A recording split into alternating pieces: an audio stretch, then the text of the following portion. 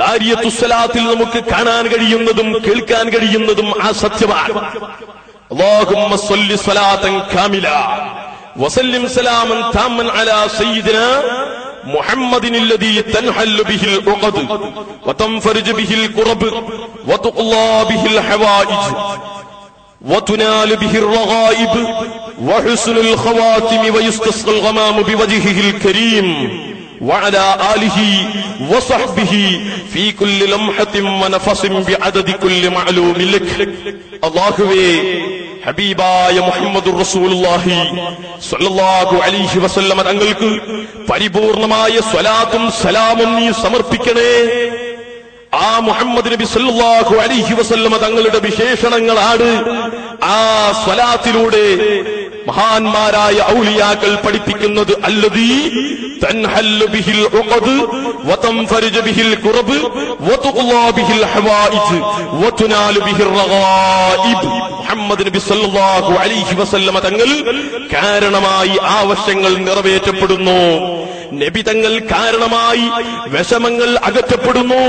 നബി തങ്ങൾ കാരണമായി പ്രയാസങ്ങളിൽ നിന്ന് മോചിതരാകുന്നു. ആ നിലക്ക് സ്ഥാനമുള്ള നേതാവാണ് സയ്യിദുനാ മുഹമ്മദുർ റസൂലുള്ളാഹി സ്വല്ലല്ലാഹു അലൈഹി വസല്ലമ തങ്ങൾ എന്നാണ് ആ സലാത്തിലൂടെ പഠിപ്പിക്കുന്നത്. ചരിത്രത്തിൽ നാം കണ്ടത് തന്നെയാണ്, ഇപ്പോൾ പറഞ്ഞ ഹദീസിൽ നമ്മൾ പഠിച്ചതുമാണ്. മഹാനായ അബൂ ഹുറൈറ തങ്ങൾക്കുണ്ടായിരുന്ന ഒരു പ്രയാസം, മറവി എന്ന രോഗം, അതിൽ നിന്ന് മോചിതരാകാൻ മുഹമ്മദ് നബി സല്ലല്ലാഹു അലൈഹി വസല്ലമ തങ്ങൾ കാരണമായി എന്നാണ് ഇമാം ബുഖാരി ഉദ്ധരിക്കുന്ന ഹദീസിൽ നമുക്ക് കാണാൻ സാധിക്കുന്നത്. എന്നാൽ പരസ്യമായി ഒരു മൗലവി വിമർശിക്കുകയാണ്. ആരാണ് ആ വിമർശിക്കുന്ന മൗലവി എന്നറിയുമോ? AP അബ്ദുൽ ഖാദിർ മൗലവി എന്ന് പറയുന്ന ഇവരുടെ ജനറൽ സെക്രട്ടറി സ്ഥാനം അലങ്കരിച്ചുകൊണ്ട് പ്രവർത്തിക്കുന്ന ആളാണ്. ആളെയും നിങ്ങൾക്ക് കാണാം. അയാള് പരിഹസിച്ചുകൊണ്ട് അതിന്റെ അർത്ഥം ജനങ്ങളുടെ മുമ്പിൽ പരിഹാസ രൂപത്തിൽ പറഞ്ഞ് ആ സ്വലാത്തിന്റെ പേര് തന്നെ നരകത്തിലേക്ക് കടക്കാവുന്ന സ്വലാത്ത് എന്നാണെന്ന് പറഞ്ഞ് പരിഹസിച്ച് ചിരിക്കുന്നത് നിങ്ങൾക്ക് കാണാൻ സാധിക്കും.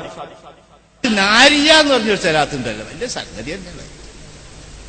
നരകത്തിൽ കടക്കണ സ്വലാത്ത് എന്നാണ് വേണമെങ്കിൽ അതിന് പറയാവുന്നൊരു അർത്ഥം. ഏതോ ഒരു ഇബ്രാഹിം നാസീനേറ്റം പറഞ്ഞൊരാളുണ്ടായിരുന്നു അത്രേ. അയാളുണ്ടാക്കിയ സലാത്താണ്. അപ്പൊ സലാത്ത് നാസിയാന്ന് അതൊരാൾ എഴുതിയപ്പോ ഒരുത്തന്റെ സാറിന്റെ പുള്ളി പോയി. സലാത്ത് നാരിയെ ആർക്കും ഒരു പൊറുതിയൊട്ടുമില്ല. സലാത്ത് നാരിയ എന്ന് പറഞ്ഞിട്ട് എവിടെ ഇത് പറഞ്ഞു? ആരുടെ സുന്നത്തായത് ഈ സലാത്ത്? നബി സല്ലല്ലാഹു അലൈഹി വസല്ലം പഠിപ്പിച്ചതാണോ? വേറെ ആരെങ്കിലും പഠിപ്പിച്ചാണോ? അപ്പൊ ഞാൻ അവരോടും ആൾക്കാരോട് പറഞ്ഞു, നിങ്ങൾ സലാത്തിന് പോ, രണ്ടുമല്ല അങ്ങനെ കേട്ടെ. പക്ഷെ അവിടെ ഈ ബക്കറ്റ് നാരിയത്തു സ്വലാത്ത്, നരകത്തിൽ കടക്കാവുന്ന സ്വലാത്ത് എന്നാണ് വേണമെങ്കിൽ അതിന് കൊടുക്കാവുന്ന അർത്ഥം. അയാൾ പഠിച്ചിട്ടുണ്ട് നാറുൻ, നരകം എന്ന് അയാൾ പഠിച്ചിട്ടുണ്ട്. കാരണം ആ ചിന്തയുള്ളവർക്ക് അത് തന്നെയല്ലേ മനസ്സിലേക്ക് ഓടുക. നാറുൻ എന്ന് പറഞ്ഞാൽ തീ എന്നർത്ഥമില്ലേ അതിനിക്ക്? അതയാൾ കോടിയില്ല മനസ്സിലേക്ക്. മറിച്ചയാളുടെ മനസ്സിലേക്ക് വന്നതെന്താണ്? നരകത്തിൽ കടക്കാവുന്ന സ്വലാത്ത്. സ്വലാത്ത് എന്ന് പറഞ്ഞാൽ തന്നെ മനുഷ്യനെ സ്വർഗത്തിലേക്ക് എത്തിക്കാനുള്ള സൽക്കർമ്മമാണ്. നിങ്ങൾ ആലോചിക്കണം. പരിശുദ്ധ ഖുർആൻ പറയുന്നു, യാ അയ്യുഹല്ലദീന ആമനൂ സ്വല്ലൂ അലൈഹി വസല്ലിമൂ തസ്ലീമാ. മുഹമ്മദ് നബി സല്ലല്ലാഹു അലൈഹി വസല്ലമ തങ്ങളോട്, ആ നേതാവിനോടുള്ള ആദരവെന്ന നിലക്കും ആ നേതാവിനിക്കുള്ള സ്ഥാനമെന്ന നിലക്കുമ്പോ സത്യവിശ്വാസികളെ, നിങ്ങൾ നബി സല്ലല്ലാഹു അലൈഹി വസല്ലമ തങ്ങളുടെ മേലിൽ സ്വലാത്ത് ചൊല്ലണം, നബി സല്ലല്ലാഹു അലൈഹി വസല്ലമ തങ്ങൾക്ക് സലാം ചൊല്ലണം എന്ന് പരിശുദ്ധ ഖുർആൻ വളരെ വ്യക്തമായി പ്രഖ്യാപിക്കുമ്പോൾ മനുഷ്യനെ നരകത്തിലേക്ക് എത്തിക്കാനുള്ള പ്രചോദനം പരിശുദ്ധ ഖുർആൻ നടത്തിയതാണോ? സ്വലാത്തുൻ നാരിയ. നാറ് എന്ന് പറഞ്ഞാൽ തീ എന്നാണല്ലോ. പക്ഷേ അയാൾ പഠിച്ചിട്ടുണ്ട് നരകം എന്ന് മാത്രമാണ് നാറ് എന്നതിന് എനിക്ക് അർത്ഥമുള്ളത്. ഖുർആനിൽ തന്നെ എത്ര സ്ഥലത്ത് തീ എന്ന് വന്നിട്ടുണ്ട്. എന്റെ പ്രിയപ്പെട്ട മുസ്ലിമീങ്ങളെ, മഹാന്മാരായ സ്വാലിഹീങ്ങൾ അതിന് കൊടുത്ത അർത്ഥമാണ്. നാരിയത്തു സ്വലാത്ത് എന്ന് പറഞ്ഞാൽ നരകത്തിൽ കടക്കുന്ന സ്വലാത്ത് എന്നല്ലേ അയാളുടെ മനസ്സിലോടിയത്.